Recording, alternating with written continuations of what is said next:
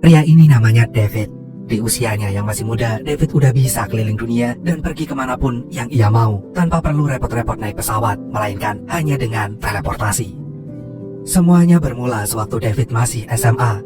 Di saat ia sedang menghadiahkan gebetannya yang bernama Millie. Hadiahnya sebuah bola kristal berisi menara Eiffel. Ya, Millie ini punya impian ingin traveling keliling dunia, terutama traveling ke Colosseum yang merupakan destinasi wisata di Roma, Italia. Sayangnya momen indah itu tiba-tiba buyar saat si pembuli David yang bernama Mark datang mengacaukan segalanya.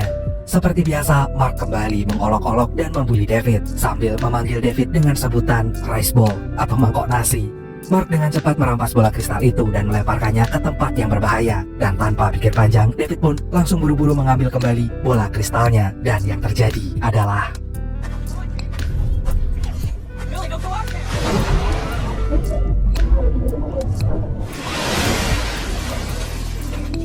seketika David pun terheran-heran sendiri saat mendapati dirinya telah berada di perpustakaan kota. Gak mau dirinya jadi pusat perhatian, detik itu juga David lekas beranjak pulang. Sebenarnya David malas pulang ke rumah, karena lebih tepatnya ia malas bertemu dengan ayahnya yang suka mabuk-mabukan memperlakukannya dengan kasar. Hal itu mulai terjadi saat ibunya mendadak pergi dari rumah pas David masih berusia 5 tahun. Sejak saat itu semua terasa gak lagi sama. Ya, gak ada lagi kehangatan yang tersisa dalam rumah itu. Makanya tiap pulang sekolah, David secepat mungkin mengurung dirinya di kamar.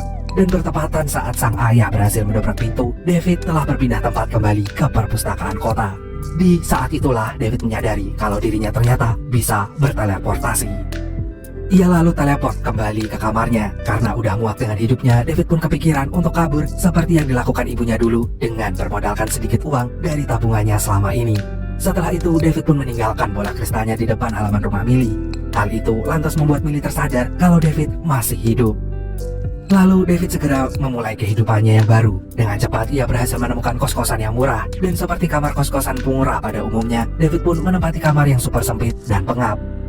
Besoknya David mulai belajar mengontrol kemampuan teleportasinya.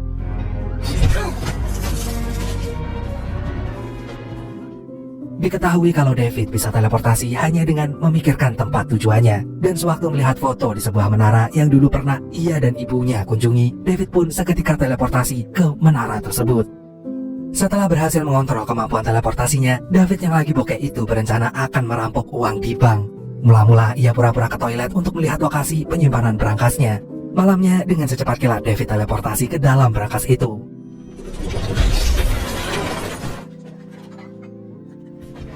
I'm gonna need a bigger bag.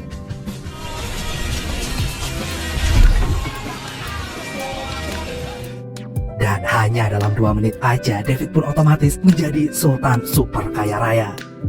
Dan atas kejadian itu seorang national security agency yang bernama Roland sampai harus turun tangan untuk menangkap pencurinya. Sebelumnya para polisi dan FBI sangat kebingungan karena si pencuri ini sama sekali nggak meninggalkan jejak sedikit pun. Seolah-olah uang itu telah raib diambil tuyul.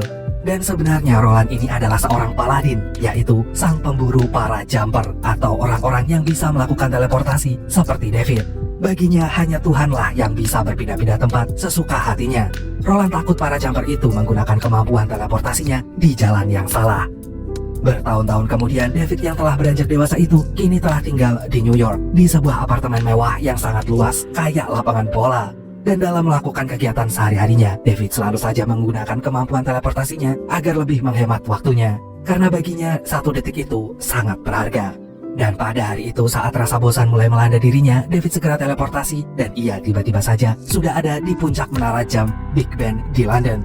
Ia kemudian pergi nongki di sebuah bar dan gak sengaja bertemu cewek cantik yang langsung digombalin dan dimodusin sama David.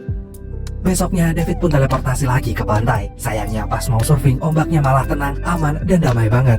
Untuk itu David malah buru-buru teleportasi ke Fiji, di mana ombaknya tuh bisa mencapai 9 meter. Dan yang terakhir David pergi ke tempat healing favoritnya yang ada di puncak piramida Mesir sambil sarapan.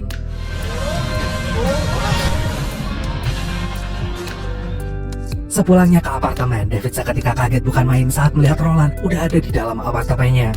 Kekagetan David kian menjadi-jadi begitu tahu aksi pencuriannya waktu itu telah diketahui oleh Roland. Tapi anehnya Roland sama sekali nggak mau menahannya. Yang ada ia terus nanyain gimana caranya David bisa mencuri dengan sangat mudahnya.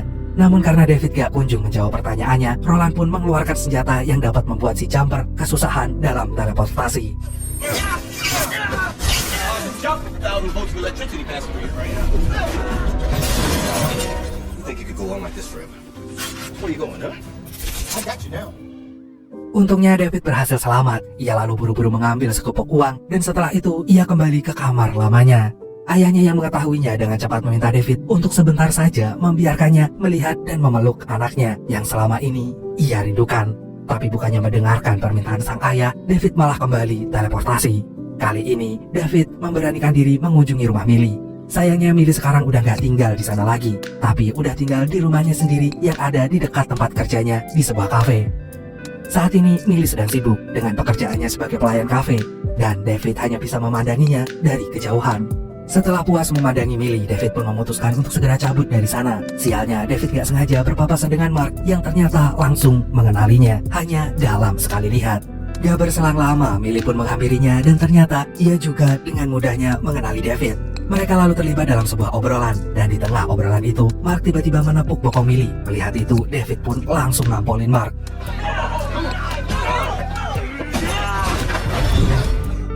Dengan sangat sengaja, David meninggalkan Mark di dalam sebuah brankas bank. Lalu secepat kilat, David kembali ke kafe. Ia kemudian melanjutkan obrolannya dengan Millie. David mengaku kalau sekarang ia telah bekerja di bank. Tapi Millie sama sekali gak percaya, mengingat nilai matematika David selalu merah. Gak ingin Millie semakin curiga, David langsung mengalihkan topik dan ia seketika teringat dengan impian Millie yang pengen banget bisa pergi ke Roma. Tanpa banyak basa-basi, David ngajakin Millie pergi traveling ke sana. Sesampainya di Roma, David langsung membawa Millie ke hotel bintang 5 dengan fasilitas kamar VIP yang super mewah. Merasa ada yang gak beres, Millie meminta David untuk mengatakan yang sejujurnya. Namun karena gak ingin Millie gak percaya dan malah menganggapnya seperti orang gila, David hanya bisa mengatakan kalau dia beneran kerja di bank. Mendengar itu, Millie pun lega. Tapi kalau sampai David bohong, Millie bersumpah gak akan pernah memaafkannya. Sementara nasib Mark, ia diamankan pihak kepolisian dan gak lama kemudian datanglah Roland yang meminta Mark untuk menceritakan kronologi dirinya yang bisa-bisanya terjebak di dalam brankas bank. Mengetahui kalau itu adalah ulahnya David, Roland kemudian meminta Mark untuk membeberkan segala informasi mengenai David. Begitu mendapatkan informasi kalau David sedang ada di Roma, Roland segera mengirimkan anak buahnya ke Roma. Keesokan harinya, David dan Millie pergi mengunjungi Koloseum, tapi sayangnya jam kunjungnya udah berakhir. Gak ingin Millie kecewa, David diam-diam teleport untuk menyelinap masuk dan membuka pintu gerbangnya. Millie pun lantas girang bukan main karena mimpinya kini telah menjadi kenyataan. Melihat itu, David ikut pula merasa girang. Ia kemudian ngajakin Millie ke bagian lebih dalam, namun sayangnya pintunya terkunci.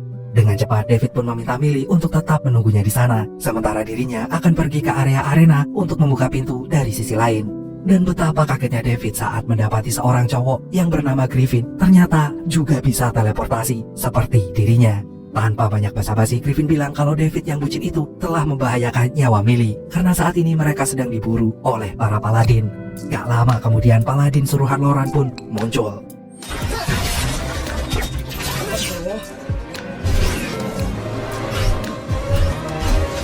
What's going on?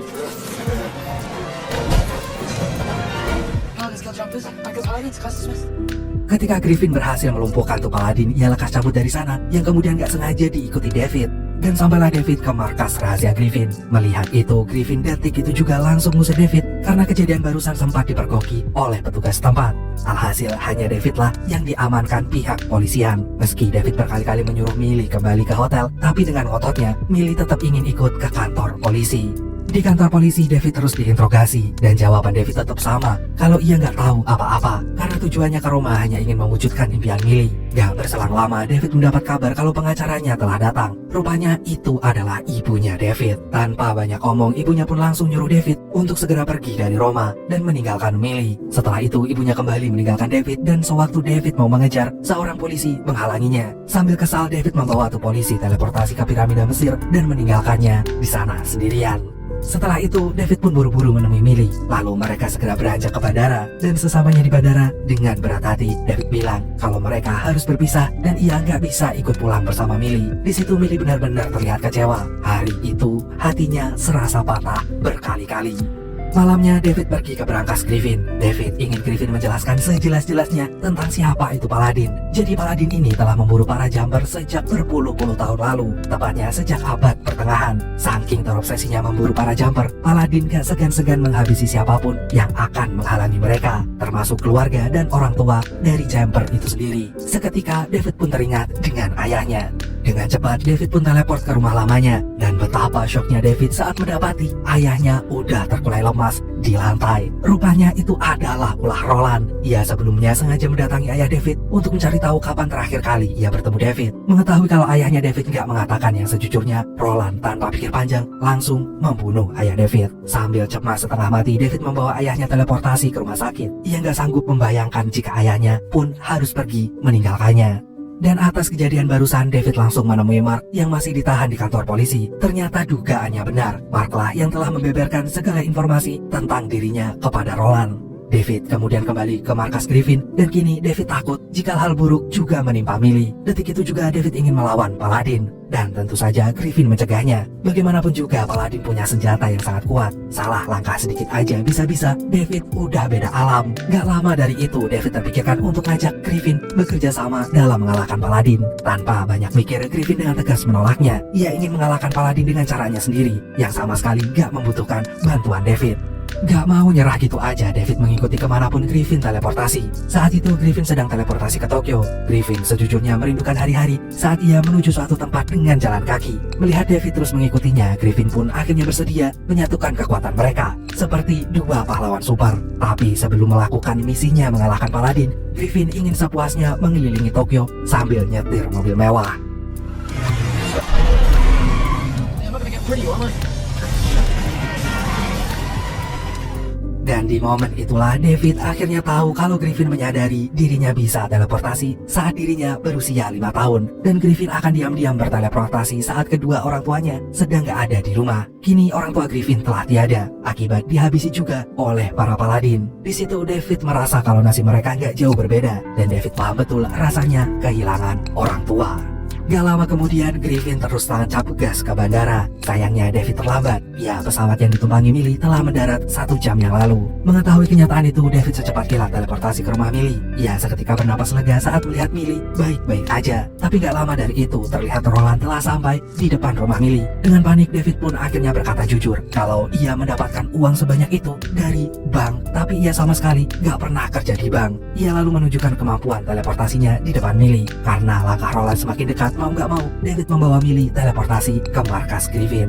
Melihat itu, Griffin langsung memarahi David. Hal itu karena sama aja David telah mempersilahkan masuk Roland ke markasnya. Jadi selama David membawa manusia biasa bersamanya, Paladin otomatis akan bisa mengikuti kemanapun David teleportasi, mengingat mereka punya alat canggih yang bisa membuka lorong waktu yang telah dilewati David.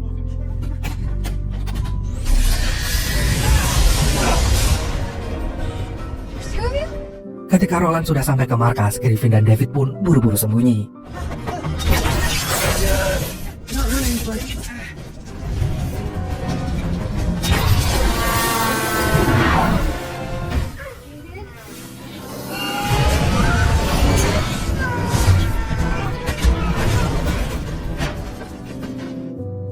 Sementara itu, Millie berusaha sekuat tenaga melepaskan David dari ikatannya.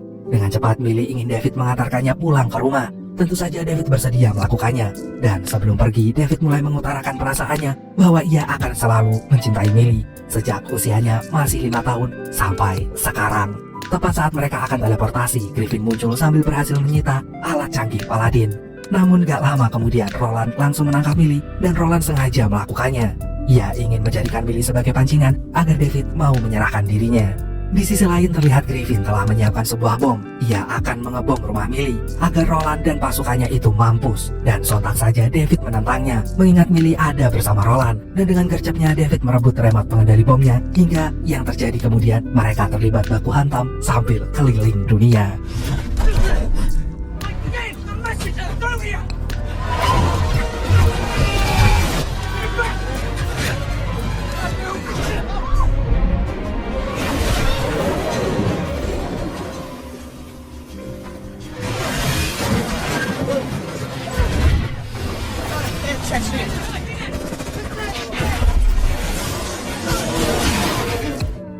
Lalu David segera menyelamatkan Millie. Meski Roland berhasil menangkapnya, tapi David terus berusaha melepaskan dirinya dengan mengerahkan segala kekuatan teleportasinya.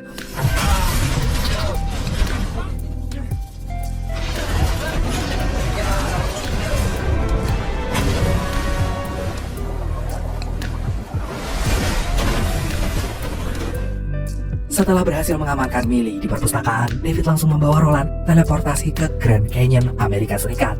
Ia lalu dengan sengaja meninggalkan Roland di sana sendirian. Dan beberapa hari kemudian, David pun mendatangi rumah ibunya.